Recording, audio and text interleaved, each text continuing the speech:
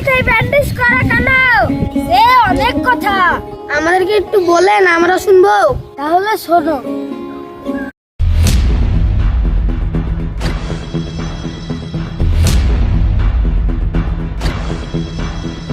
আমি ওদেরকে এতবার করে বললাম যে ওদের মোবাইল আমার পকেটে কিভাবে এলো আমি সত্যিই জানি না, তবুও আমার কথা বিশ্বাস করলো না। তারপর আমাকে মেরে আমার মাথা ফাটিয়ে দিল। কিন্তু আমি বুঝতে পেরেছি তোমার পকেটে কিভাবে মোবাইল এলো।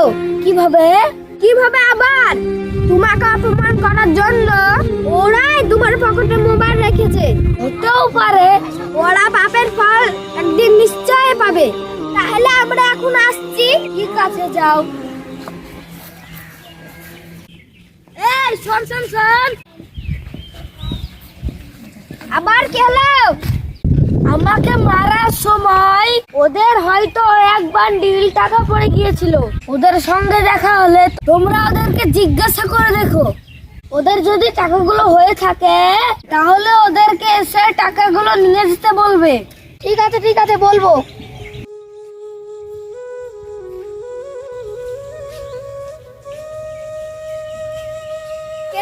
তোর মাথায় একটা সব বসে আছিস কেন?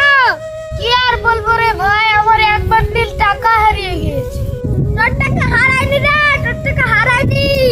তুই কি বলতে চাইছিস? তোরা যে মুরব্বিকে মেরেছিলি সেই মুরব্বি তোর টাকা পেয়েছে। ওই মুরব্বি কিভাবে টাকা পেল?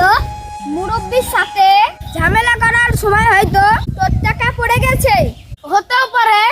টাকা লিয়ার যদি ইচ্ছা থাকে তাহলে মুরব্বির কাছ থেকে ক্ষমা চেয়ে টাকা লিয়ে আইগা। আর এটাই হয়তো তোদের পাপের ফল। চল তাহলে মৌলবীর কাছ থেকে ক্ষমা চেয়ে টাকাটা নিয়ে আসি। চল চল চল চল।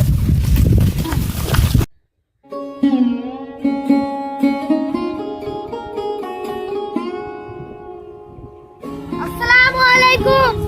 ওয়ালাইকুম আসসালাম। আমরা তোমার সাথে অনেক অন্যায় করেছি, আমাদেরকে তুমি ক্ষমা করে দাও। আমার তোমাদের উপর কোনো রাগ অভিমান নেই। তোমরা যে তোমাদের ভুল বুঝতে পেরেছো এতে আমি খুব খুশি। তুমি আমাদের এক বান্ডিল টাকা পেয়েছো? হ্যাঁ পেয়েছি, এই নাও তোমাদের টাকা। চলো তাহলে সব বাড়ি যাই।